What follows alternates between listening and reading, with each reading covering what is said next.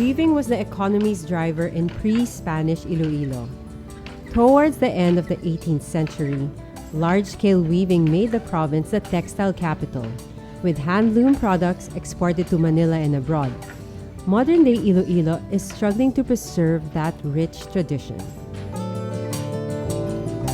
Aling Corazon, 79 years old, passed on the skills she learned at a young age to her children. Nagsimula ako nito ng paghabi, 15 years old ako. Kasi nagtulong ako sa nanay ko sa pagtrabaho kasi ito ang kuna namin ng kabuhayan namin. She says less and less young women are taking up weaving. Ay halos bahay dito noon, no, sa amin. Mayroon 4 yan ka-loom sa ilalim ng bahay niya namin. Dami na nga dami pa nga bakante nga. Wala, hindi naghahabingan.